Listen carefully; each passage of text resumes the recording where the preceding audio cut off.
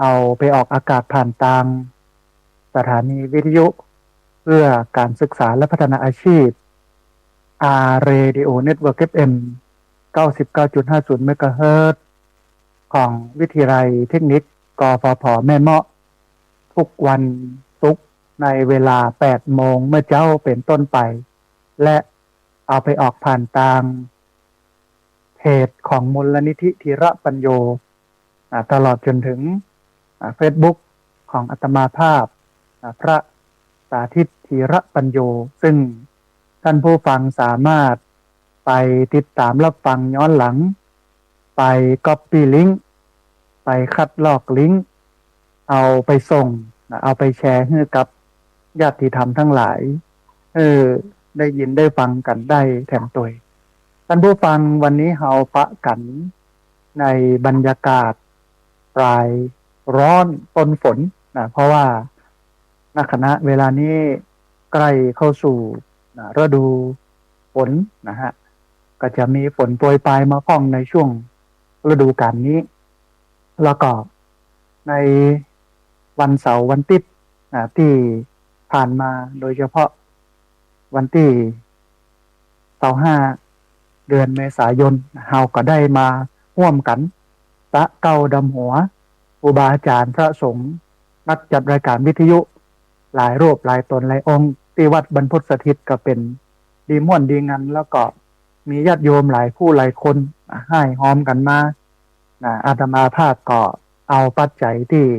โยมให้หอมกันมาในวันที่25พร้อมกับวันก่อนๆก็มาจ้อมหอมกันแต่วันนี้ก็ไปซื้อครัวซื้อของเพื่อที่จะมาเพิ่มเติมในการกั้นอาคารคุณแม่แชล่มอุดมทรัพย์วันนี้ศาลาเพิ่นก็จะมาติดประตูนะฮะแล้วก็แฮม2-3 วันก็จะมาทำห้องน้ำติดห้องน้ำปูกระเบื้องติดชักโครกติดอุปกรณ์อะไรอย่างต่างๆนะฮะแล้วก็แฮมจูบหนึ่งก็คือตาสีก็ใกล้แล้วท่านผู้ฟังในการกั้นอาคารคุณแม่แชล่มอุดมทรัพย์เป็นกุฏิที่พักของพระสงฆ์นะฮะท่านผู้ฟังแห่งเรื่องหนึ่งเนาะในวันที่25ที่ผ่านมาอาตมาภาพได้ประกาศว่าเขาจะรอเตียนเข้าพรรษากันในวันที่14นะฮะ15ประมาณนี้ในเดือนมิถุนาแต่ปรากฏว่าวันดังกล่าวเนี่ยไปตรงกันกับการทำบุญของครูบาอาจารย์นะฮะมี2รูปนะที่แม่แจ่มแล้วก็ที่ดอยลอเนาะดอยลอนั้น30นะฮะของท่านอาจารย์สมหวังนะฮะวัดม่อนห้วยแก้วนะก็มาพอเวลานะแล้วก็ดูเวลาใหม่เปลี่ยนเลื่อนเวลาออกไปท่านผู้ฟังบางเฮอไปตัดบางเฮอไปตรงนะฮะกับไผ่นะฮะก็เลยกำหนดหมายว่าจะเป็นวันอาทิตย์ที่21นะฮะเดือนมิถุนายนพุทธศักราช2569ตอนนี้เขาเลื่อนเวลาในการหล่อเตียนเข้าพรรษาจากวันที่14มิถุนามาเป็นวันที่21มิถุนานะฮะท่านผู้ฟังลงตารางล็อกวันไว้กำเนิดในวันที่21เดือนมิถุนายนนะฮะพุทธศักราช2569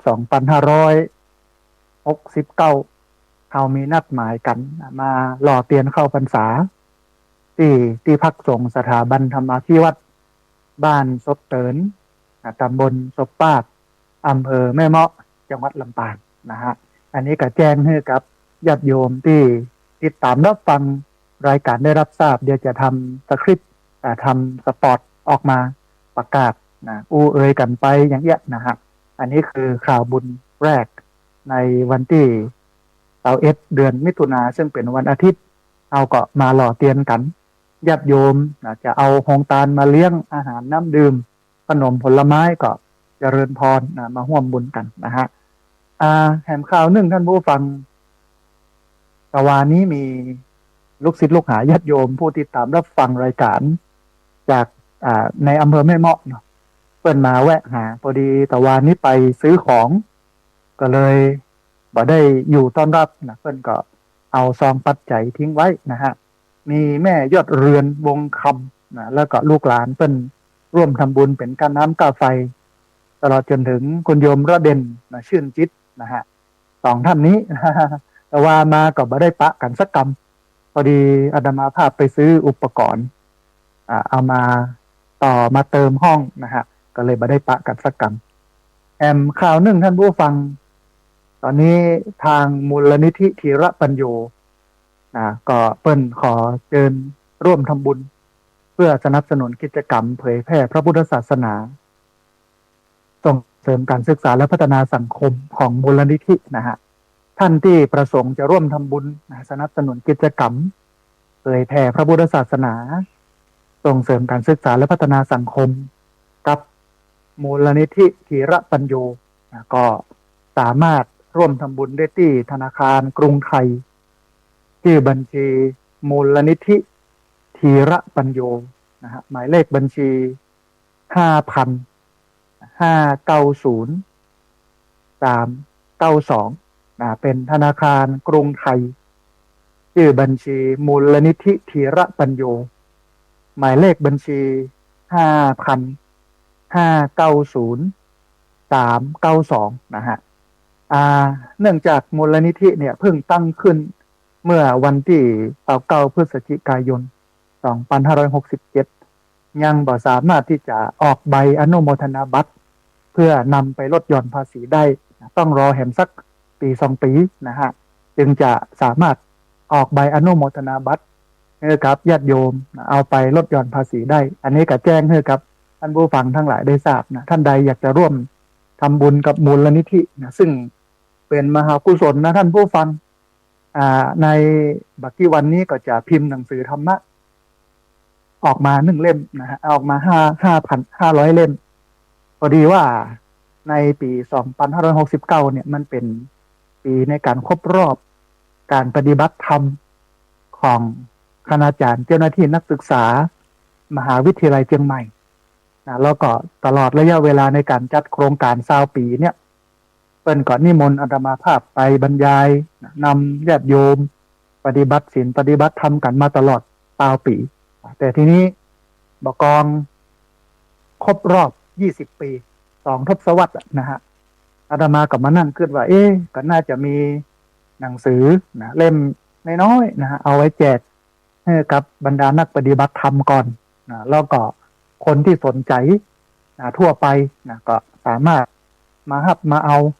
หนังสือนี้ได้นะแต่ก็แล้วแต่การทำบุญนะฮะแต่ตอนนี้เนี่ยตะวาเนี่ยไปที่โรงพิมพ์ไปรายละเอียดกับเปิ้ลละเดี๋ยววันนี้จะส่งไฟล์ไปให้เปิ้ลนะฮะแล้วก็อาจารย์วรันทรจงรุ่งโรจน์สกุลนะฮะเปิ้ลเป็นคนระดมทุนตรงนั้นไปเดี๋ยวจะได้ในรายละเอียดแห่งกำนึงนะเพราะฉะนั้นอันนี้ก็เป็น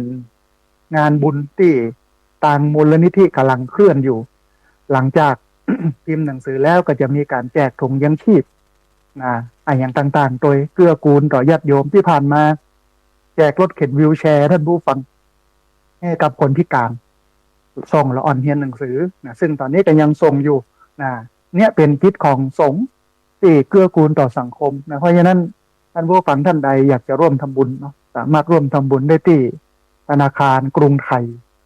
ที่บัญชีมูลนิธิธีระปัญโยหมายเลขบัญชี5,590,392เป็นธนาคารกรุงไทยชื่อบัญชีมูลนิธิธีระปัญโยหมายเลขบัญชี5,590,392นะฮะอันนี้ก็เอามามาให้ท่านผู้ฟังทั้งหลายได้ร่วมอนุโมทนาแล้วก็ได้ร่วมทำบุญกันนะฮะมาดูที่Facebook ของอาตมาภาพเนาะมีหลายคนเข้ามาคอมเมนต์เข้ามาฟังมาดูเนาะเพราะว่าจะเป็นพระนพดลทาปันนะอนุโมทนาบุญกับพระคุณเจ้าด้วยนะครับมีคุณแม่จิรพันธ์โมป้อนะฮะมีคนโยมสมควรใจน้อยมีคนโยมฟองจันทร์แก้วมูลนะมีคุณธีรชัยนะฮะเข้ามาฟังตัวต้องอนุโมทนาบุญกับท่านที่ติดตามรับฟังทาง Facebook ของอาตมาภาพตัวนะฮะท่านผู้ฟังวันนี้เวลามีน้อยนะเพราะว่าท่านอาจารย์พระครูอภิวัฒนวิกรมเปิ้ล ขอเวลาออกอากาศแต่ปรากฏว่าอินเทอร์เน็ตมันบ่ดีมันบ่เสถียรนะฮะก็เลยอาจจะไม่ได้ออกสักกรรมแต่ว่าเรามีเวลากัน1 ชั่วโมง6 โมงถึง7 โมงปกติวันอังคารเนี่ยตี 5ถึง7 โมงแม่เจ้าบางเวลาท่านอาจารย์พระครูอภิวัฒนวิกรมเปิ้นก็ขอเวลาเอามาประชาสัมพันธ์ข่าวต่างๆซึ่งเป็นสิ่งที่ดีมากนะฮะมีเพิ่มเติมเนาะคนที่ดูทางเฟซบุ๊กของอาตมาภาพมีคุณโยมชุติการรอดพยัญชนะมีพระคุณเจ้านะอินโดเจ้าอาวาสวัดม่อนห้วยแก้วนะฮะตำบลพิชัยต้องอนุโมทนาบุญด้วยนะครับทีนี้ท่านผู้ฟัง ในวันนี้เนี่ยวันก่อนเนี่ยได้ไปอ่านบทความของรองผู้อำนวยการสำนักงานพระพุทธศาสนาแห่งชาตินะฮะท่านบุญเชิดกิตติธารางกูลนะซึ่งก็คุ้นเคยกันดีกับอาตมาภาพเนาะรู้จักกันนะฮะเพิ่นบอกว่าการเป็นเจ้าอาวาสมันบ่ได้สุขมันบ่ได้สบายเนอะบ่ได้เหมือนกับพระลูกวัดที่บ่ต้องได้กึดอะไรอย่างเยอะหรือว่ามันเหมือนกับที่ชาวบ้านต้นกึดนะเจ้าอาวาสเนี่ยมันมีภาระนักอกนักใจที่บ่สามารถจะเป็นเล่าให้ไผ่ฟังได้แบกรับภาระแล้วก็ความกดดันหลากหลายนะฮะคุณบุญเชิดกิตติธารางกูลเปิ้นตั้งหัวข้อไว้ว่าหัวอกสมภาร หัวอกสมภารท่านผู้ฟังหัวอกเจ้าอาวาสถ้าเป็นพี่น้องทางเชียงใหม่ละปูนเนาะก็บอกว่าหัวอกตู้หลวงนะเป็นตู้หลวงโน่เป็นเจ้าอาวาสเนี่ยหลายคนก็บอกว่ามันบ่ใช่ตู้หลวงนะมันตุกหลวงตุกใหญ่ ทีนี้คุณโยมบุญเชิดกิตติธารางกูลรองผู้อำนวยการสำนักงานพระพุทธศาสนาแห่งชาติเปิ้นก็เรียบเรียงไว้นะว่าตู้หลวงเนี่ยมันมีงานอะไรอย่างพ้องเนาะอยู่ประมาณสัก7 งานท่านผู้ฟังเดี๋ยวเราฟัง7 งานนี้ก่อนว่าตู้หลวงจะต้องเจอไอ้อย่างพ้องกับ7 งานนี้แล้วก็ในช่วงท้ายรายการก็จะเปิดสายและท่านผู้ฟังที่ฟังอยู่ทางบ้านจะได้โทรเข้ามาร่วมร่วมเอ่ยกันโทรเข้ามาให้กำลังใจโทรเข้ามาสอบถามปัญหาโทรเข้ามาเช็คสภาพอากาศถามคำถามนู่นนี่นั่นตัวนะฮะคือคนต่างนอกมองเจ้าอาวาสว่ามีอำนาจเต็มมีเงินทองเนาะถ้าจะสุขสบายกล้าแต่แท้ที่จริงตั้งในหัวใจของเจ้าอาวาสมันมีสิ่งที่จะต้องฮึกกึดฮึทำเยอะนี่ถ้าบัจเจเป็นตู้เจ้าได้ศึกษาได้ปฏิบัติธรรมได้ทำใจให้สุขสงบเนี่ยก็คิดว่าหัวอกถ้าจะแตกตายไปละนะ แต่ว่าวันนี้มีหลายรูปที่ประเมินศักยภาพตัวเก่าว่าตัวเก่านั้นมันมีศักยภาพบอกใดในการที่จะเป็นตู้หลวงแต่ปรากฏว่ามาดูศักยภาพแล้วศักยภาพมันน้อยนะฮะมันไม่ใช่ธรรมดาดูนี่ความเป็นตู้หลวงเนาะมันก็เลยทำให้คนที่เป็นเจ้าอาวาสหรือว่าพระไม่ใช่คน พระที่เป็นเจ้าอาวาสเนี่ยเปิ้นลาออกจากการเป็นเจ้าอาวาสนะฮะเพราะว่ามันค่อนข้างที่จะนักหนาจารีในเรื่องของการเป็นเจ้าอาวาสทีนี้ท่านผู้ฟังเขาเห็นณวันนี้เนาะเจ้าอาวาสวัดต่างๆเริ่มลาออกอย่างอัน หลายคนผันตัวออกมาบ่เป็นเจ้าอาวาสละอย่าเปลี่ยนให้คนอื่นเป็นเพราะว่าภาระของเจ้าอาวาสเนี่ยมันนักหนาจารีมันนักโดยระบบของมหาเถรสมาคมที่มีคำสั่งออกมาว่าจะต้องเนี่ยอย่างพ้องต้องทำอย่างพ้องแล้วก็ตามพระราชบัญญัติคณะสงฆ์เจ้าอาวาสนี่ถือว่าเป็นเจ้าพนักงานตามกฎหมายนะฮะกับวิยาวัจกรทุกวัดเนี่ยมันจะมีอยู่2 คนที่เป็นคนดูแลวัดก็คือเจ้าอาวาสกับวิยาวัจกร2 คนนี้มีอำนาจเต็มทั้งด้านกฎหมายแล้วก็เป็นคนที่มีภาระหนักนะฮะทีนี้ท่านผู้ฟัง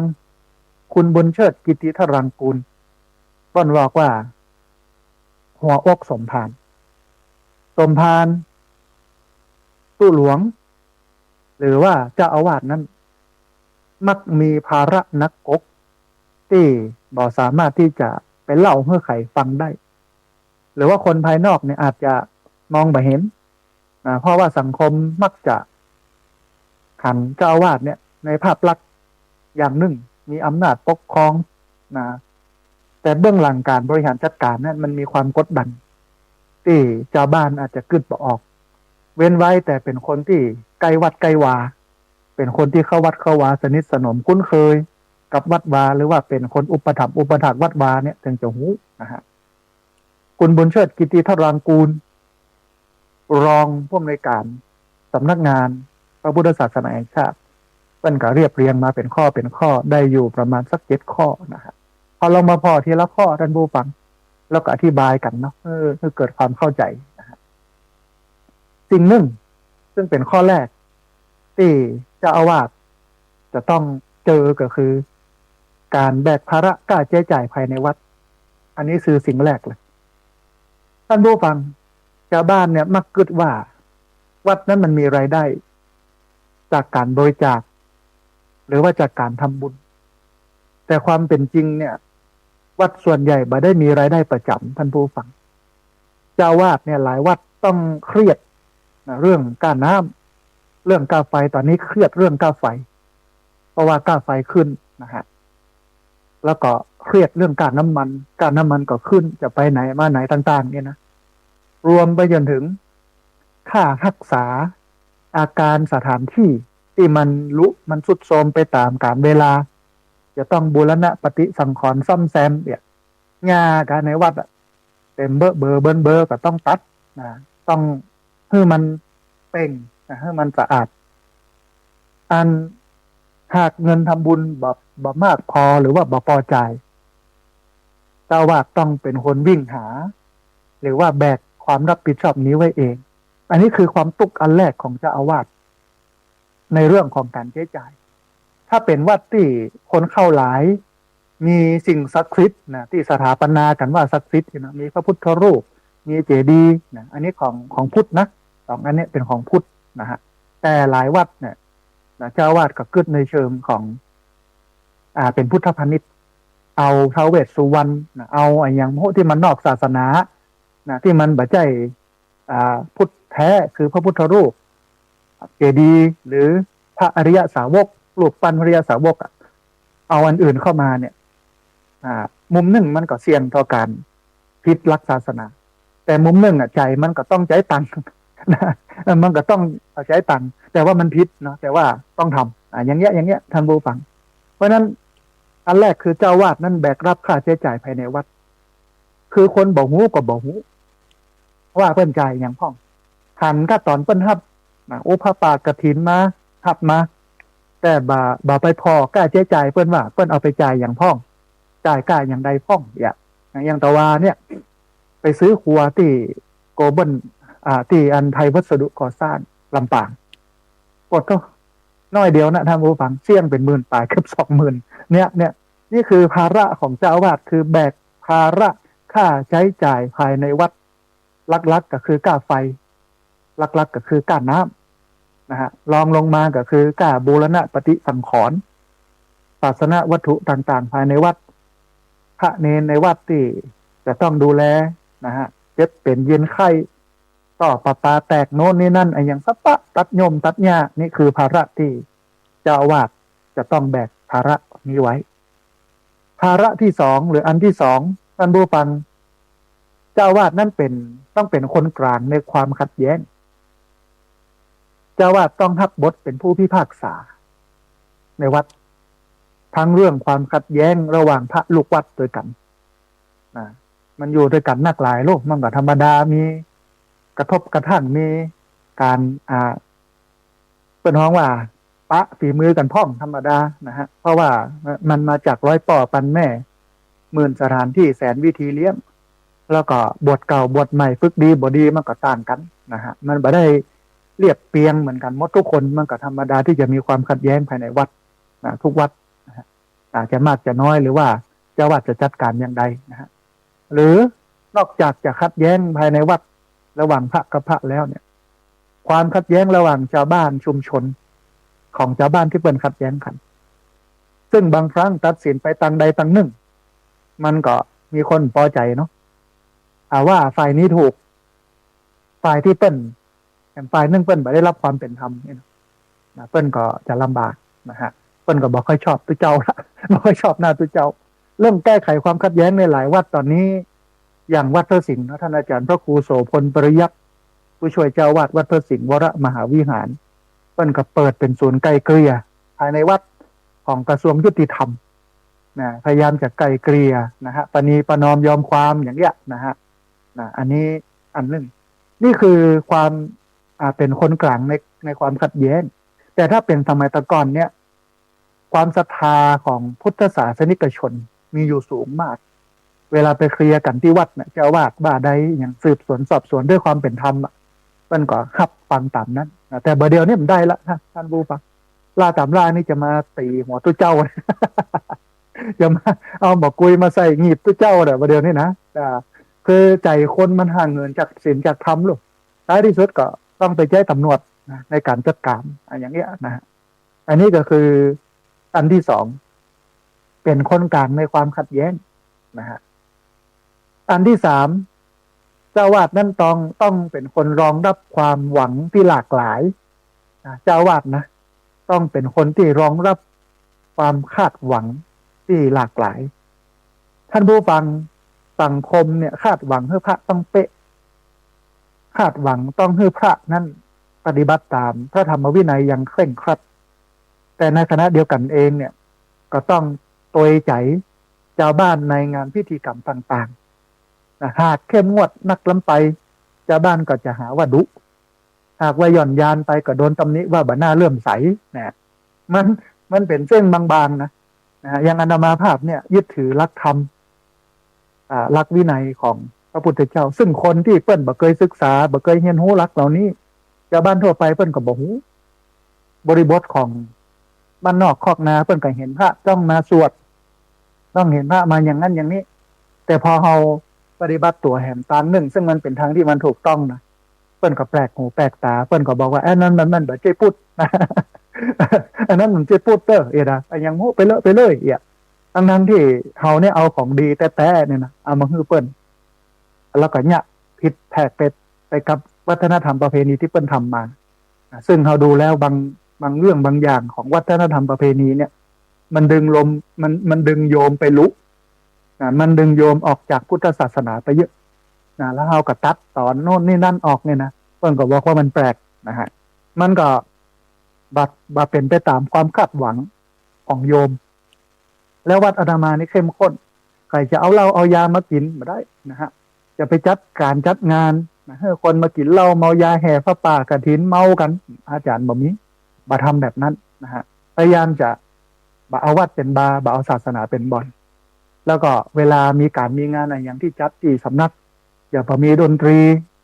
ที่มันโป๊ะเปื่อยจะบ่มีมหรสพอะไรอย่างต่างๆจะบ่มีเลยบรรยากาศมันก็จะเรียบจะง่ายจะสบายพอแล้วมันก็ม่วนหูม่วนตาพี่น้องที่มาก็ได้มาซึมซาบเอาธรรมะได้เต็มที่มันก็เป็นเรื่องแปลกสำหรับชุมชนที่เปิ้นจัดงานแต่ละครั้งที่เปิ้นมีมวยมีดนตรีกินเหล้าเมายาซึ่งสิ่งที่โยมกำลังทำเนี่ยมันผิดอาตมาภาพทำนี่มันถูกแต่ว่ามันก็กลายเป็นว่าความคาดหวังของสังคมมันก็แหมอย่างนึงนะฮะแต่คนที่เปิ้นห่มอย่างเฮาเนี่ยห่มสงบเหมือนกับที่เอาไปกินไปตานกันที่วัดบรรพตสถิตสบายบ่มีหยังนักตึกอะไรก็มีสลอซอซึง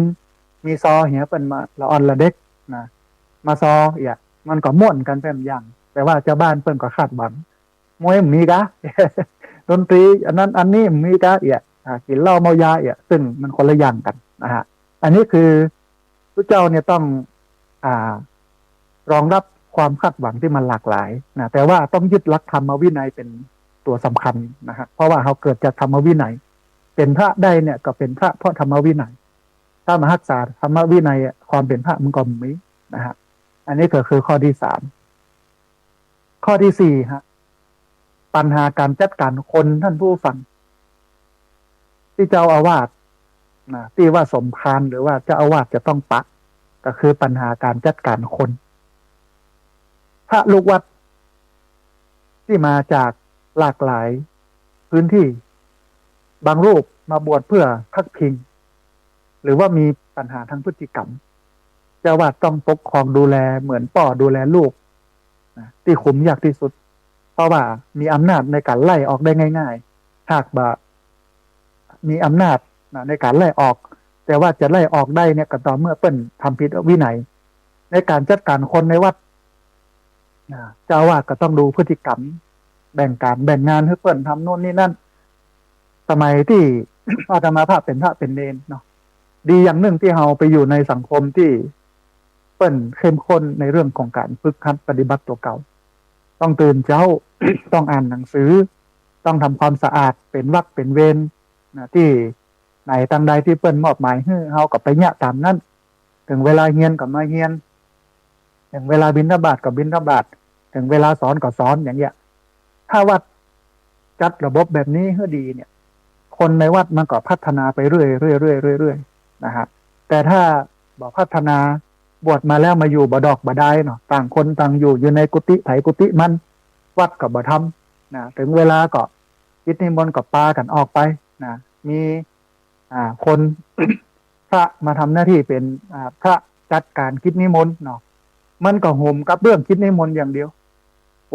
ได้ไปงานนั่นงานนี้ไปสวดไปอย่างไปเนี่ยมันก็มองกลายเป็นว่าประเพณีพิธีกรรมกลายเป็นเครื่องมือหากินของพระนะฮะแทนที่จะจัดประเพณีพิธีกรรมให้มันถูกต้องดีงามไม่ได้สนใจยังกับเพียงแต่ไปสวดไปอย่างเงี้ยบางครั้งบางที คนที่เข้ามาบวชตรวจสอบดีหมดแล้วนะฮะตอนที่ตรวจสอบเนี่ยพฤติกรรมเป็นดีแต่หลังจากตรวจสอบเสร็จแล้วตอนมาบวชเนี่ยมันง่อมปัจจัยเริ่มมีมาแล้วจากโยมที่ใส่บาตรพ่องจากกิจนิมนต์พ่องเนี่ยก็เริ่มไปยุ่งกับเรื่องเหล้าเรื่องยาอย่างเงี้ยอันเนี้ยถ้าเจ้าวาดบ่พอกอย บ่ดูแลบ่ใส่ใจในเรื่องของการจัดการคนเนี่ยในเรื่องของการพัฒนาคนเนี่ยเขาก็จะมีพระที่มีคุณภาพอยู่ในวัดเท่านักหรือว่าอยู่ในศาสนาเยอะซึ่งวันนี้มันเป็นอย่างนั้น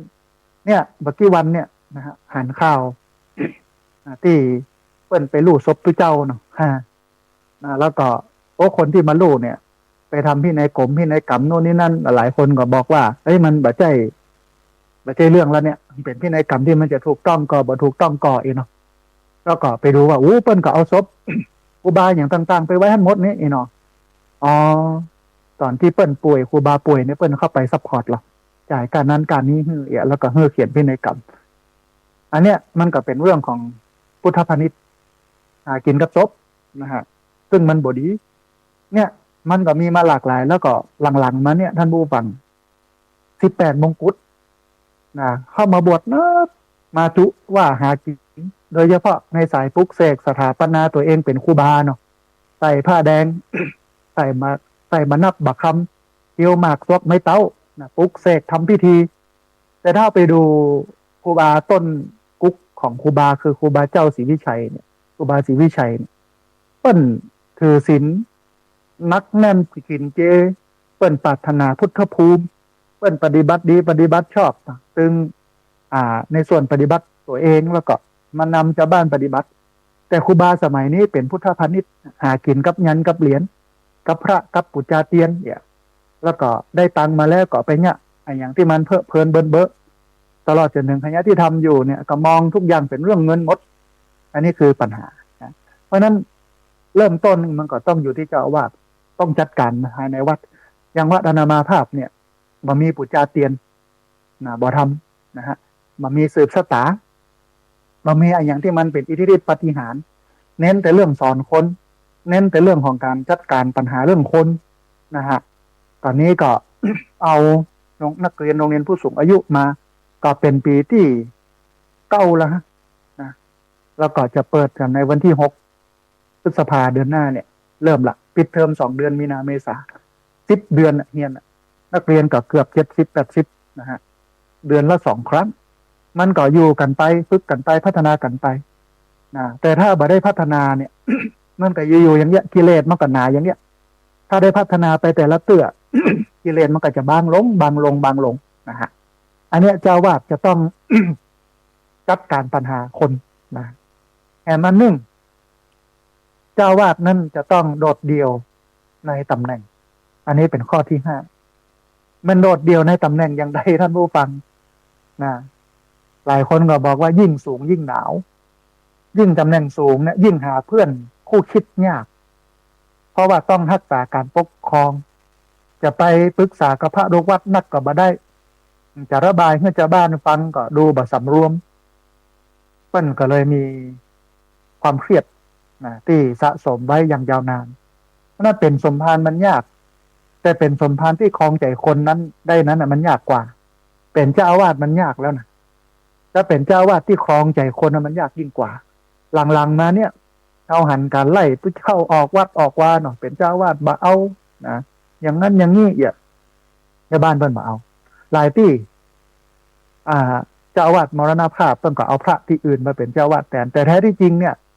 การบริหารจัดการเราเนี่ยมันเป็นไปตามระเบียบมันถูกต้องตามกฎหมายนะฮะอำนาจมันอยู่ที่เจ้าคณะตำบลในการจะแต่งตั้งใครแบบ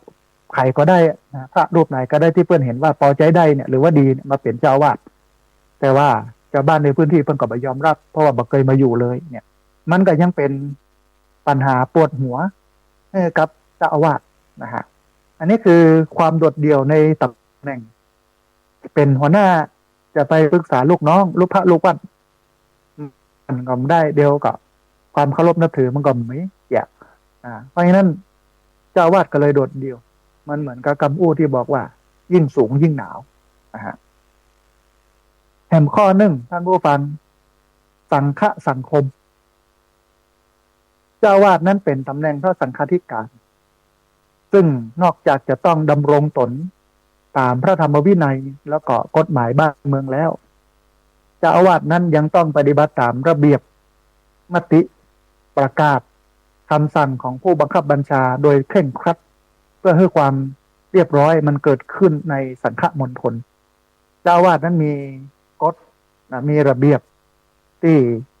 จะต้องเนี่ยต้องทำและห้ามเนี่ยห้ามทำเยอะเพราะว่าเจ้าอาวาสนั้นเป็นพระสังฆาธิการ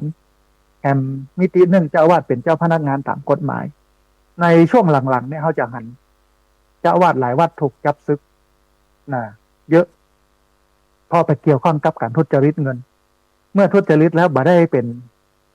ชาวบ้านธรรมดาที่ไปทุจริตเงินถ้าเป็นพระสังฆาธิการก็คือตำแหน่งรองเจ้าอาวาสตำแหน่งผู้ช่วยเจ้าอาวาสรองเจ้าอาวาสเจ้าอาวาสตลอดจนถึงเจ้าคณะตำบลเจ้าคณะอำเภอเจ้าคณะจังหวัดเจ้าคณะภาคเจ้าคณะหนกรรมการมหาเถรสมาคมเหล่านี้เป็นเจ้าพนักงานตามกฎหมายเวลาทำความผิดทุจริตเงินทองอะไรอย่างต่างๆเนี่ยมันบ่ได้ผิดอาญาเฉพาะทุจริตเงินอย่างเดียวแต่มันผิดในตำแหน่งหน้าที่ก็คือละเว้นหรือว่าปฏิบัติหน้าที่โดยไม่ชอบนะฮะก็ต้องโดนมาตรา157ไปตัวโทษกระ2 เท่าจากคนทั่วไปนะเหมือนที่เราได้หักนะฮะเพราะนั้นเนี่ยท่านผู้ฟังระเบียบมติ ประกาศคำสั่งของมหาเถรสมาคมของคณะสงฆ์ปกครองเวลาเปิ้นประกาศเปิ้นอย่างมาเนี่ยเราก็จำเป็นเจ้าอาวาสนี่จะต้องปฏิบัติตามโดยเคร่งครัดเพื่อให้เกิดความเรียบร้อยดีงามขึ้นในสังคมนะฮะอันนี้ก็คือข้อที่6นะฮะมาถึงข้อที่7ท่านผู้ฟังกิจการคณะสงฆ์เจ้าอาวาสนั้นนอกจากจะต้องทำบทบาทและหน้าที่ของตัวเก่าในวัดเรียบร้อยดีงามแล้วเนี่ยงานคณะสงฆ์และงานอื่นที่มันเอื้อเฟื้อต่อสังคมชุมชนก็ต้องทำไม่ว่าจะเป็นงานสาธารณสงเคราะห์ไฟไหม้น้ำท่วมญาติโยมรอบวัดเดี๋ยวก็ต้องไปดูงานด้านการปกครองงานด้านการศึกษาจัดการศึกษาภายในวัดเพื่อพระได้เรียนนักธรรมบาลีงานการศึกษาสงเคราะห์บางวัดก็จัดการศึกษาสงเคราะห์เมื่อชาวบ้านคารวะญาติโยมได้มาห้ำมาเฮียนตัวอย่างเงี้ยงานอย่างแห่งโมหะสเปดหลายอย่างที่คณะสงฆ์เพิ่นวางไว้ว่าต้องทำมันจะมีอยู่ประมาณสัก6 ด้านที่พระต้องทำเนี่ยเจ้าวาดเองก็ต้องไหลไปตามระบบนี้นะบางครั้งบางทีชาวบ้านบ่เข้าใจว่าเจ้าอาวาสตั้งแต่อยู่วัดบ่ได้แล้วได้เงี้ยอย่างงานคณะสงฆ์มันหลายมันนักมันบีบให้พระได้ท ถ้าเรามาดูทางเกตข้อนี้ที่คุณโยมบุญเชิดกิติธรังกูลได้นำเสนอเขาจะหันว่ามันแตกต่างกับสมัยพุทธกาลสมัยพุทธกาลเนี่ยสมัยที่พระพุทธเจ้ายังมีพระชนมาชีพอยู่ตัวเจ้าบ่ต้องมายุ่งอะไรอย่างกับเรื่องโมนี้นักนะอยู่ปฏิบัติศีลปฏิบัติธรรมไปนะแล้วก็เทศไปสอนไปอย่างเงี้ยแต่หลังๆมาก็เริ่มมีระบบก่อนหน้าสมัยรัชกาลที่5พระสงฆ์ต่างคนต่างอยู่นะแล้วก็หมู่ไข่หมู่มันอาจารย์ไข่อาจารย์มันคณะไข่คณะมันนะในสมัยรัชกาลก่อนรัชกาลที่5นะแต่พอมาถึงสมัยรัชกาลที่5เปิ้นประกาศกฎหมายคณะสงฆ์ฉบับแรกมีมหาเถรสมาคมนะมีคณะในการบริหารจัดการและคุมพระทั่วประเทศนะมีเจ้าคณะหนนะมีเจ้าคณะภาคมีเจ้าคณะจังหวัดนะเรียนแบบการปกครองของฆราวาสที่มีเจ้าอาวาสก็เหมือนผู้ใหญ่บ้านนะเจ้าคณะตำบลก็เหมือนกับกำนันเจ้าคณะอำเภอก็เหมือนนายอำเภอเจ้าคณะจังหวัดก็เหมือนกับผู้ว่าเจ้าคณะภาคก็เหมือนกับอธิบดีนะเจ้าคณะหนเหมือนปลัดกระทรวงนะฮะแล้วก็มหาเถรสมาคมก็เหมือนรัฐมนตรีบริหารจัดการคณะสงฆ์นะอย่างเงี้ยนะฮะทีนี้ท่านผู้ฟังเมื่อกฎหมายนี้มันมีเปิ้ลก็พยายามจะกระตุ้นให้คณะสงฆ์มาปฏิบัติตามระเบียบนี้แต่ว่าในสมัยนั้นมีพระรูปหนึ่งที่บ่เอาตัวระเบียบนี้เปิ้ลยะกันมาอย่างใดเพื่อขยันท่ายะอย่างอั้นอย่างกรณีเช่นการบวชให้ชาวบ้านในสมัยตะก่อนเนี่ยในโดยวินัยเนี่ยใครพระรูปไหนที่มีพรรษา10ขึ้นไปแล้วก็สามารถที่จะเป็นอุปชาบวชให้กับกุลบุตรกุลธิดาได้อุบาสีวิจัยเพิ่งก็ถือเอาระเบียบนั้นเป็นตัวตั้งนะฮะแต่ว่ามหาเถรสมาคมก็ออกระเบียบใหม่ว่าการที่จะไปเป็นพระอุปชาบวชให้กับกุลบุตรกุลธิดาพี่น้องชาวบ้านได้นั้นเนี่ยมันต้องผ่านการอบรมมันต้องผ่านการแต่งตั้งจากคณะสงฆ์อุบาสีวิชัยก็บ่ได้ไปอบรมอย่างกับเปิ้ลสักอย่างเพราะเปิ้ลมีระบบของเปิ้ลท้ายที่สุดก็ถูกกล่าวหาเป็นคดีความขึ้นลงขึ้นศาลถูกตักขังติดคอกติดขังอะไรอย่างนักหนาในการต่อสู้ของอุบาสีวิจัยนะที่บ่เอาตามระบบคณะสงฆ์เอาไปเอามาการปกครองคณะสงฆ์ก็เริ่มเป็นระเบียบขึ้นมาเรื่อยๆแล้วก็หนีบตัวเจ้าทั้งหลายทั้งปวงเนาะนะฮะกลายเป็นว่าเดี๋ยวนี้ถ้าจะไปเดินธุดงค์ในป่มในป่านี่แทบจะยากแล้วนะยิ่งช่วงนี้เนี่ยเป็นช่วงที่รัฐบาลเพิ่นประกาศปิดป่าที่จะไปเตียวเดินธุดงค์ในป่านี่จะโดนยับจะมาเตียวตามถนนหนทางโยมก็จะว่าเป็นพระทำมาหากินเนี่ยมั้งนะเป็นพระทำมาหากินอย่าไปบิณฑบาตไปโบกรถเอาตึงเอาเงินเอาทองเบิ่นเดียมันมีหลากหลายแล้วที่สำคัญที่สุดนะวันนี้มิจฉาชีพ18มงกุฎคนบดีทั้งหลายเนี่ยหันช่องทางในการบวชก็เลยปากันหนีเข้ามาบวชเต็มพุทธนะฮะแต่แล้วก็มาจุมาล่ายมาหลอกเอาเงินโยมโดยวิธีการต่างๆทีนี้ท่านผู้ฟังเขาในฐานะที่เป็นพุทธศาสนิกชนเขาจะต้องมีเบ้าจะต้องมีลักเหมือนกับพระเนาะเขาต้องมีพระของแท้อยู่ในตัวเกิดถ้าเปิ้ลเอาของปลอมมาฮื้อเนี่ยเขาดูของเขาแล้วดูของเปิ้ลเปรียบเทียบกันเนี่ยถ้าเปิ้ลเหมือนกับเขาเป๊ะเลยทุกอย่างเนี่ยนะอันนั้นของแท้เหมือนกันแต่ถ้าเขาเอาของเขามาพอและเขาเอาของเปิ้ลมาเทียบดูของเปิ้ลแตกไปอันนั้นของปลอมแน่นอนอันนี้คือสิ่งที่ชาวพุทธควรมีในเรื่องของการแยกระหว่างแท้กับปลอมนะถ้าเขาบ่มีการแยกแท้ปลอมได้เนี่ยไม่มีทักษะในการแยกของจริงของปลอมได้เขาก็บอกว่าไอ้อย่างแท้ไอ้อย่างปลอมบางครั้งบางทีก็ไปเนี่ยตามของปลอมมาหันเป็นของแท้เอาเป็นว่าของแท้ก็กลายเป็นของปลอมไปเหี้ยอย่างเงี้ยเพราะนั้นเนี่ยญาติโยมต้องมีหลักอย่างที่อาตมาภาพบอกหลักมันก็มีอยู่3อย่างเท่านั้น1ศีล2สมาธิ3ปัญญาแล้วพระพุทธเจ้าเปิ้นสอนเปิ้นบ่เอาฤทธิ์เอาเดชนะฮะเปิ้นบ่เอาความศักดิ์สิทธิ์พระพุทธเจ้าเปิ้นสอนให้ชัดพระพุทธโลกก็บ่ศักดิ์สิทธิ์นะฮะ แต่เป็นเพียงสัญลักษณ์ของพระพุทธเจ้าที่เป็นคนฝึกตัวเองมาดีแล้วเขาก็เอาเปิ้นเป็นแบบอย่างแต่ถึงวันนี้ชาวพุทธมันผิดท่านผู้ฟังเขาเป็นชาวพุทธแบบปลายแถวเอาไปกราบพระพุทธรูปก็บอกว่าศักดิ์สิทธิ์อิทธิฤทธิ์ปาฏิหาริย์ดลบันดาลให้อยู่ดีมีสุขเน่าอย่างมันจะไปโดนบันดาลได้อย่างไรท่านผู้ฟังเป็นเล็กเป็นปูนเป็นอิฐหินดินทรายเป็นเซรามิกเป็นพลาสติกนะมันจะเนี่ยได้อย่างได้เป็นแก้วเป็นมรกตอะไรอย่างก็ตามเถอะนะฮะมันเพราะว่าดีชั่วอยู่ที่ตัวทำนะสูงต่ำอยู่ที่ทำตัวพระพุทธเจ้าเพิ่นสอนแบบนั้นนะฮะแต่ว่าเวลาเรากราบพระเนี่ยถ้าเรากราบผิดก็กราบว่าเปิ้นศักดิ์สิทธิ์อิทธิฤทธิ์ปาฏิหาริย์ดลบันดาลให้อยู่ดีมีสุขอันนี้กราบแบบผิดไม่ได้กราบแบบพุทธแต่ถ้ากราบแบบพุทธเนี่ยก็กราบเปิ้นในฐานะที่เปิ้นเป็นตัวอย่างในการฝึกตัวเก่าจากปุถุชนคนที่หนาไปด้วยกิเลส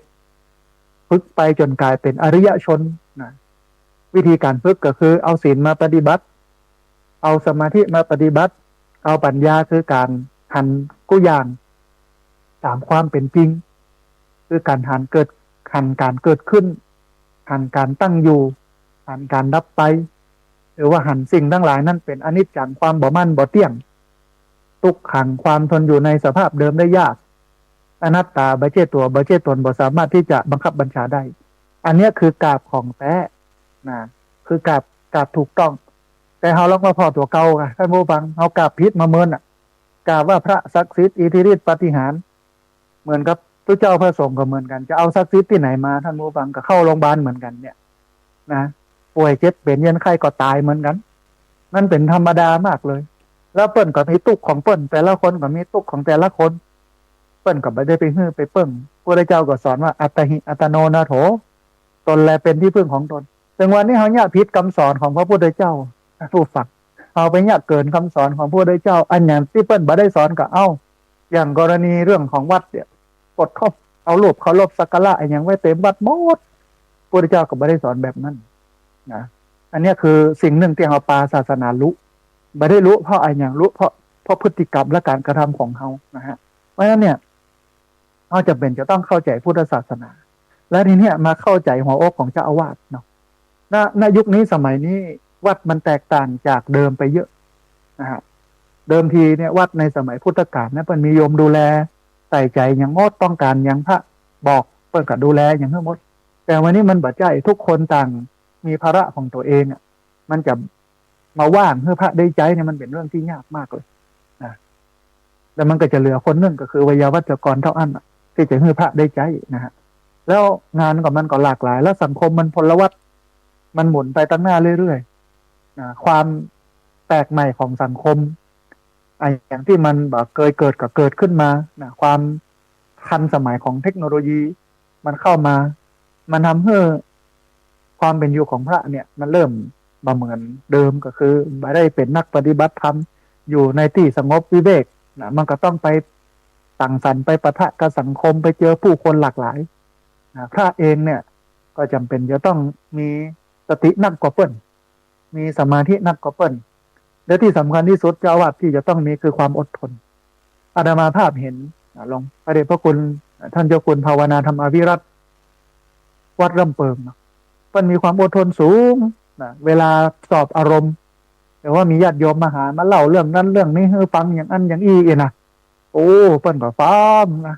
เรื่องไหนที่มันเป็นคำแนะนำได้เปิ้ลก็แนะนำไปบอกกล่าวไปเอ่ยไปอันไหนที่มันแนะนำบ่ได้เปิ้ลก็เงียบอย่างเงี้ยแต่เปิ้ลก็ฟังนะจะบ้านได้จนสบายใจอาตมาภาพก็มานั่งพอว่านี่บ่ธรรมดาเป็นเจ้าอาวาสเนี่ยมันตุกหลวงมันแบบที่ตุกหลวงเนาะนะมันมันเหนื่อยนะกับภาระของเจ้าอาวาสนะฮะท่านผู้ฟังก่อนที่จะเปิดสายให้ท่านผู้ฟังที่ฟังอยู่ทางบ้านจะได้โทรเข้ามาร่วมเอ่ยกันจะได้โทรเข้ามาร่วมแสดงความเห็นกันนะฮะขณะนี้ท่านผู้ฟังกำลังติดตามรับฟังรายการธรรมาภิวัตรอันเป็นรายการวิทยุเพื่อการเผยแผ่พระพุทธศาสนาส่งเสริมการศึกษาและพัฒนาสังคม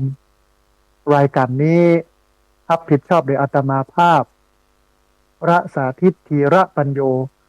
ประธานมูลนิธิธีระปัญโยตั้งอยู่ณที่พักสงฆ์สถาบันธรรมาภิวัตรบ้านศพเตินตำบลศพปากอำเภอแม่เมาะ จังหวัดลำปางรายการนี้ออกอากาศทุกวันอังคารในเวลาตี 5ไปจนถึง7 โมงเมื่อเจ้าผ่านทางสถานีวิทยุในเครือข่ายสถานีวิทยุคลื่นสีขาวเพื่อชาวประชาซึ่งมีอยู่หลายคลื่นหลายสถานีหลายจังหวัดออกอากาศผ่านทาง Facebook ไลฟ์ซึ่งเป็นไลฟ์สดของสถานีวิทยุวัดฝ่ายหินและ Facebook ของอาตมาภาพพระสาธิตธีระปัญโยบันทึกเทปเอาไปออกอากาศผ่านทางสถานีวิทยุเพื่อการศึกษาและพัฒนาอาชีพ Radio Network FM 99.50 เมกะเฮิรตซ์ของวิทยาลัยเทคนิคกพพแม่เมาะทุกวันศุกร์ในเวลา 8 โมงเมื่อเจ้าเป็นต้นไปนะฮะท่านผู้ฟังวันนี้ได้อู้ถึงเรื่องภาระของสมภารของเจ้าอาวาสของตุหลวงซึ่งคุณโยมบุญเชิดกิติธารางกูลรองผู้อำนวยการสำนักงานพระพุทธศาสนาแห่งชาติเป็นได้เรียบเรียงไว้ว่ามีอยู่ประมาณสัก7 ข้อนะฮะก็ท่านผู้ฟังได้ฟังไปแล้วคงจะคันใจคงจะเข้าใจเนาะเจ้าอาวาสเพราะฉะนั้นต่อไปนี้เราก็ต้องไปพอกอยช่วยกันดูแลช่วยกันสนับสนุนเจ้าอาวาสต่างๆเพื่อเป็นทำหน้าที่พัฒนาวัดพัฒนาสังคมชุมชนของเราให้มันเจริญก้าวหน้าไปนะฮะท่านผู้ฟังตอนนี้ได้เวลาเปิดสายให้ท่านผู้ฟังที่ฟังอยู่ทางบ้านจะได้โทรเข้ามาร่วมเอ่ยกันจะได้โทรเข้ามาร่วมแสดงความคิดความเห็นกันในเวลา 17 นาทีนะฮะ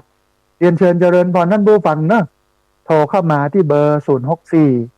125 4122 เบอร์ 064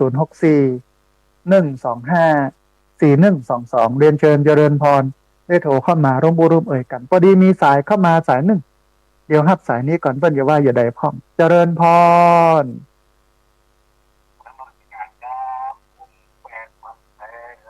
โอ้สาธุคุณโยมจากอำเภอแม่ริมเนาะเอาสาธุสัญญาณเป็นได้พ้องคุณโยม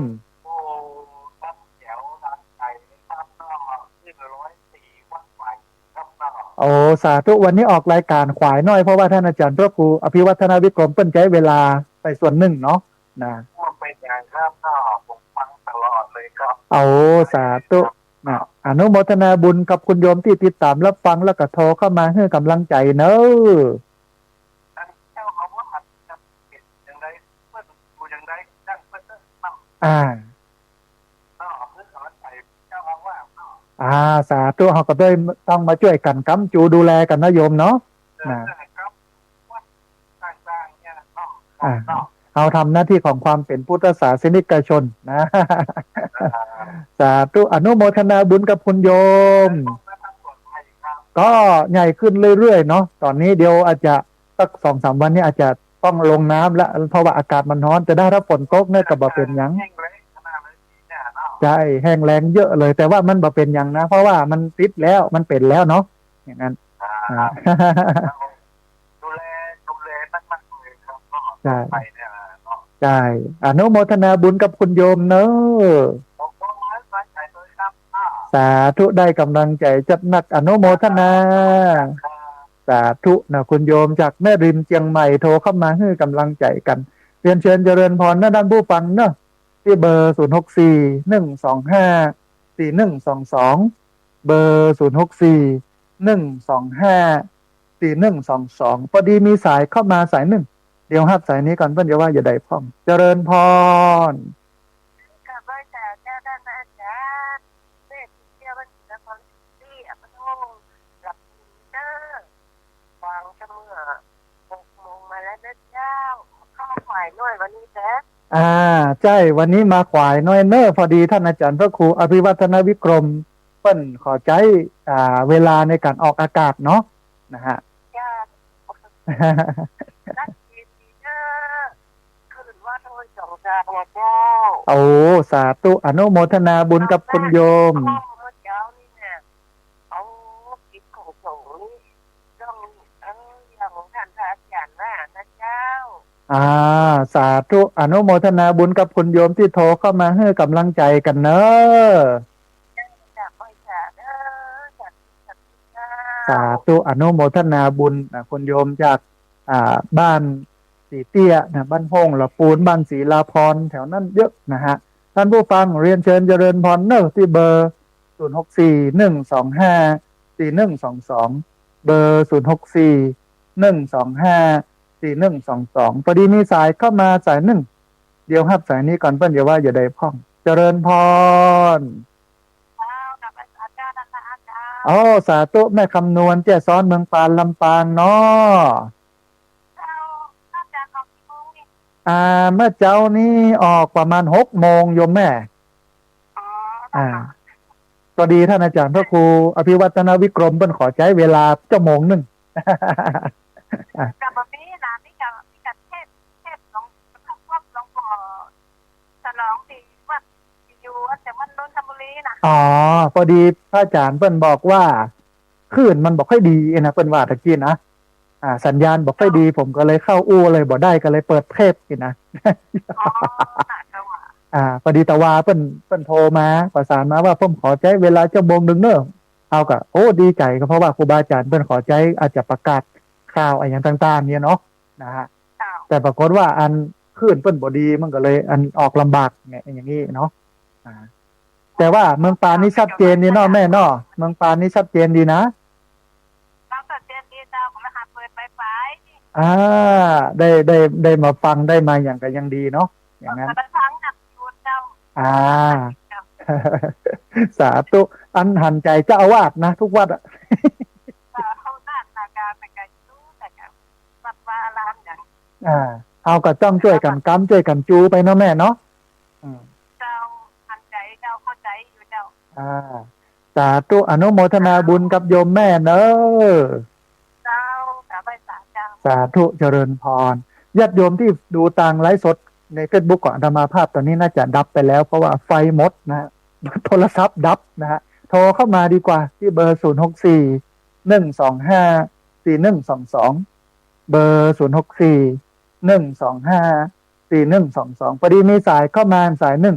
ครับสายนี้ก่อนเพิ่นจะว่าอย่าได้พ้องเจริญพร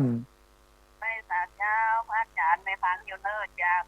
มันไหลนั้นน้อยเป็นน้อยอุตุดีเจ้าโอ้สาธุสัญญาณเป็นได้พ้องโยมแม่ชัดเจนดีอาจารย์เจ้าโอ้สาธุเจ้าวันนั้นแม่ก็ไปลงมันที่25วัดบรรพตสถิตเนาะเจ้าวันนั้นรอเตียนวันไหนเจ้าเจ้าตอนรอเตียนตอนนี้เนี่ยเปิ้นเลื่อนนะฮะเลื่อนไปเป็นเดือนมิถุนาในวันที่21มิถุนายนแม่เจ้าไปน่ะจะตายปู่พระเจ้าเป็นวันอาทิตย์ตอนแรกว่าจะเอาวันที่14พอดีว่ามันติดงานวันที่15ของครูบาอาจารย์มันใกล้กันก็เลยเว้นมาเป็นวันที่21เนอะแม่เนอะบอกหมู่กับเนอะเจ้าจะหมู่ก็จะไปเจ้าโอ้สาธุอนุโมทนาบุญกับโยมแม่ที่ติดตามรับฟังแล้วก็โทรเข้ามาให้กำลังใจเนอะเจ้าเด็กจะเป็นกำลังใจเนอะได้กำลังใจจัดนักเจริญพรสาธุมีนี่เรื่องท่านผู้ฟังในวันที่25ที่ผ่านมาที่เราไปดำหัวกันที่วัดบรรพตสถิตเราสังเกตเห็นกับข้าวบอกให้ปอแต่ที่เห็นนักที่สุดแล้วกับพระอาจารย์ดีใจที่สุดก็คือว่าเจ้าบ้านบอกโวยวายเลยคนไปเป็นเกือบ2,000กับข้าวบอกปอคนที่ไปเป็นนักศิลป์นักบุญเป็นคนฝึกตัวเองแล้วก็ผ่านถ้าเราจะอู้เป็นภาษาทหารคือผ่านสมรภูมิ อย่างอี้มาเยอะไปเหนือไปใต้ไปกับครูบาอาจารย์นะล่องเหนือล่องใต้ไปตามเตียนไปนู่นไปนี่อย่างเงี้ยเปิ้นก็เข้าใจเนาะเปิ้นก็หูนะเปิ้นก็เข้าใจว่าความพร้อมบ่พร้อมอย่างที่จะเกิดกับธรรมดามองกู้ย่างเป็นเรื่องธรรมดาก็เลยบ่มีโวกวากโวยวายบ่มีมาเรียกร้องอะไรอย่างเนาะนี่คือใจของคนที่ฝึกตัวเองมาดีแล้วสูงแล้ว นะฮะแต่เขาก็หันปัญหาวันหน้าวันตะก็จะจัดโดยเฉพาะในวันที่21ที่จะถึงเนี่ย21มิถุนายนที่เพิ่นจะรอเตียนเพราะฉะนั้นญาติโยมก็ตอนเนี้ยเริ่มกึดเมนูแล้วเนอะว่าจะเอาอย่างมาออกโครงการเอามาเลี้ยงพี่น้องที่มาร่วมงานนะฮะอันนี้ต้องเตรียมกันไว้อย่างนั้นนะวันนี้มีสายเข้ามาสายหนึ่งเดียวฮับสายนี้ก่อนเปิ้นจะว่าอย่างใดพ้องนะฮะเจริญพร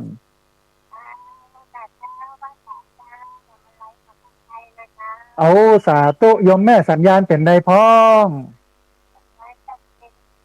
โอ้สาธุอนุโมทนาบุญกับโยมแม่ที่โทรเข้ามาให้กำลังใจกันเด้อแล้วแม่ก็ไปมานะแม่จะรู้สั่งนะคงไม่หนักไม่จ่ายนะเจ้าโอ้สาธุอนุโมทนาแต่โยมแม่เจริญพรสาธุโยมแม่บ้านปากไฟใต้นะโทรเข้ามาให้กำลังใจกับเวลาเลยครับประมาณ8 นาทีท่านผู้ฟังเรียนเชิญเจริญพรที่เบอร์0641254122เบอร์0641254122นะฮะอู้ไปตะกี้ ถึงเรื่องของพี่น้องที่เป็นคนฟังสถานีวิทยุคลื่นสีขาวอันนี้ต้องยกนิ้วโป้งฮือเนอะเน็ตนะฮะเป็นคนที่มีระบบระเบียบเป็นคนที่มีความอดทนสูงและเป็นคนที่เข้าใจครูบาอาจารย์นะฮะพอดีมีสายเข้ามาแหมสายหนึ่งเดี๋ยวครับสายนี้ก่อนเปิ้ลอย่าว่าอย่าใดพ้องเจริญพรสาธุเจริญพรฟังบุญตัวแม่อีกใจลูกเลยมานั่งไหนได้หันมาลูกพอดีคุณโยมสัญญาณลดไปเนอะโทรเข้ามาใหม่เนอะโยมแม่เนอะที่เบอร์0641254122กำลังอู้หายแซบไปเลยพอดีมีสายเข้ามาแถมสายหนึ่งเดี๋ยวครับสายนี้ก่อนเปิ้ลอย่าว่าอย่าใดพ้องเจริญพรสาธุเจริญจำเสียงได้โยมแม่เจริญพร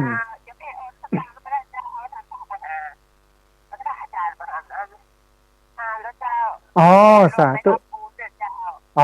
สาธุเดี๋ยวจะได้เอามา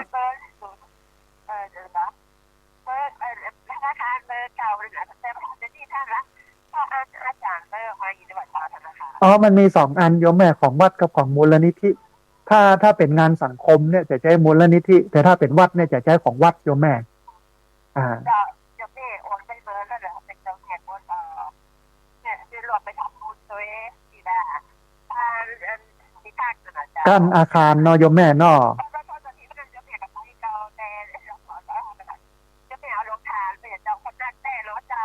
อนุโมทนาบุญที่โยมแม่ได้มาร่วมกินร่วมทานเนอะนะ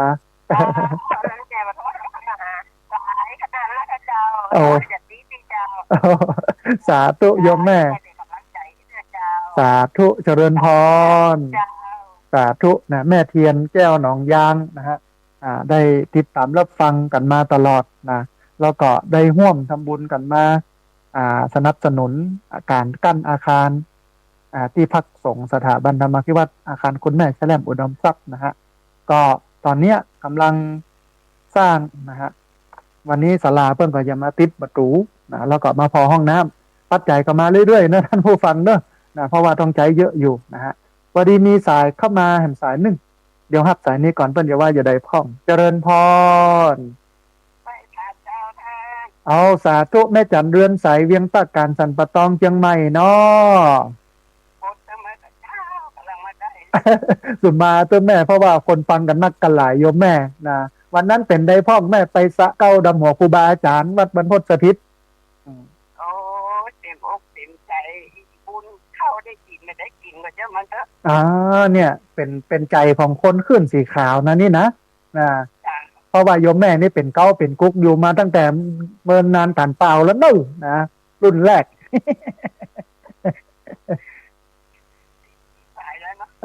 10 ปีปลายแล้วโยมแม่อยู่ครับขึ้นสีขาวมาตั้งแต่เก้าตั้งแต่แรกเลยนะอย่างนั้นไปไหนไปกันมองแก่หันเรามีความในวัยเข้าวัยแก่แล้วยิ่งเขามาหันพระอาจารย์อู้ข้อมูลถึงเรื่องเจ้าวาดเขาก็เข้าใจเพิ่นเลยเนาะแม่เนาะ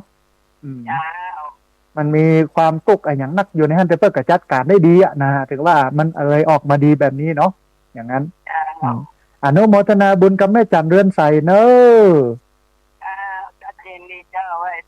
สาธุเจริญพรโยมบ้านเอื้อมเนาะที่โทรเข้ามาตะกี้สายลุดไปโทรเข้ามาใหม่เนอะ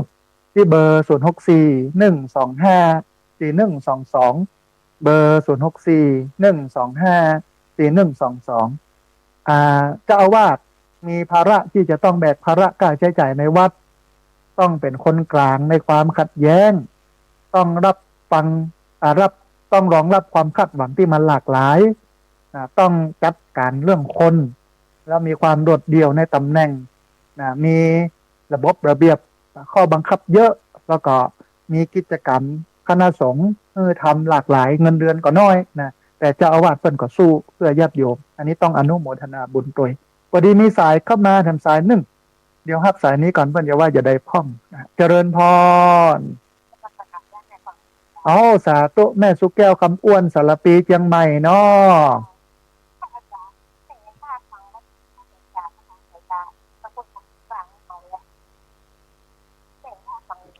อ๋อ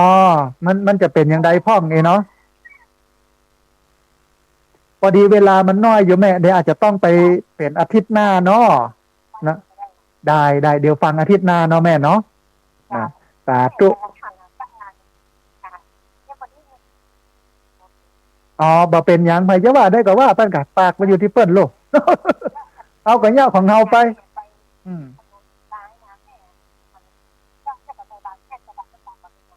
บ่เป็นหยังก็เป็นบุญของเฮาเนาะแม่เนาะใครทำคนนั้นได้โลกทำไปเตอะทำดีไปเตอะ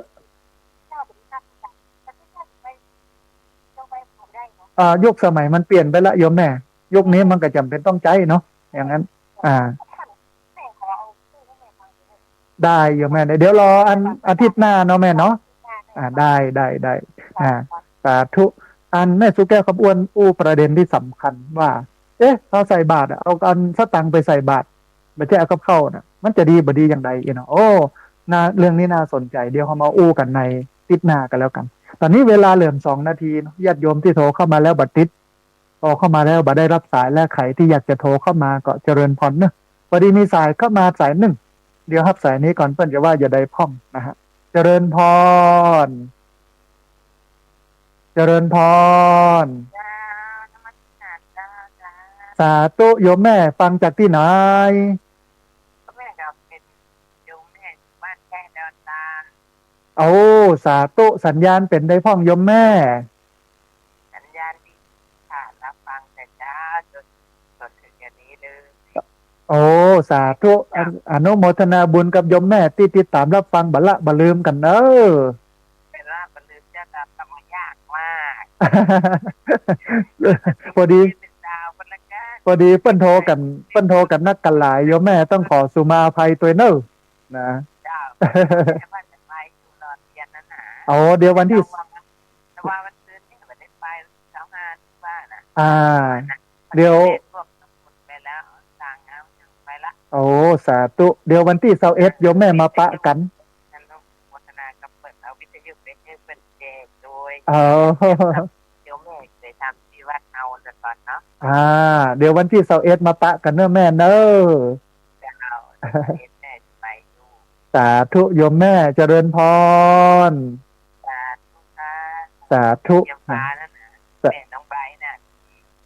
ลงเป็นไลน์ค่ะจำได้อนุโมทนาบุญโยมแม่สาธุเจริญพรสาธุนะเอาละท่านผู้ฟังเวลาหมดลงแล้วนะมีจัดหลายสายที่เพิ่นจะโทรเข้ามาแล้วก็เนื่องด้วยเวลามันน้อยท่านผู้ฟัง1 ชั่วโมงนะ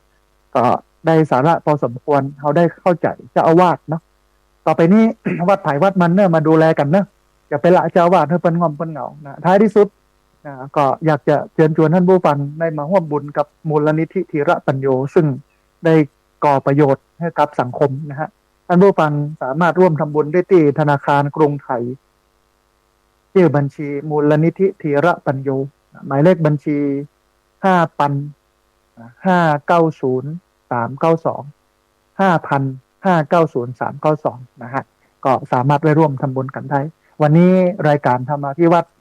เวลาหมดลงแล้วต้องเอารายการนี้จากลาท่านผู้ฟังทั้งหลายไปก่อนเอาจะพบกันใหม่ในวันอังคารหน้า 5 ถึง 7 โมงเช้าในวันเสาร์วันอาทิตย์ 8 โมงถึง 9 โมงในคลื่นที่ญาติโยมติดตามรับฟังอยู่นี้วันนี้ต้องกราบขอบพระคุณครูบาอาจารย์พระเถรานุเถระครูบาสังฆะที่เคารพอย่างสูงทุกรูปอนุโมทนาบุญกับเจ้าของคลื่นเจ้าของสถานีเจ้าหน้าที่ที่ดูแลการออกอากาศการส่งกระจายเสียงธรรมะนี้ไปถึงญาติโยมทั้งหลายอนุโมทนาบุญกับญาติโยมทุกคนทุกท่านที่ติดตามรับฟังทุกคนทุกท่านที่โทรเข้ามานะสัพพะพุทธานุภาเวนะด้วยเดชเดชะอนุภาพของพระพุทธเจ้า สัพพะธรรมานุภาเวนะ ด้วยเดชเดชะอนุภาพของพระธรรมเจ้าตัปปะสังฆานุภาเวนะด้วยเดชเดชะอนุภาพของพระสังฆเจ้าศรัทธาสุทธีพระวันตุเตขอความสุขความเจริญในธรรมจงบังเกิดมีแด่บรรดาศรัทธาสาธุชนทุกคนทุกท่านตลอดกาลเป็นนิจเทินจะ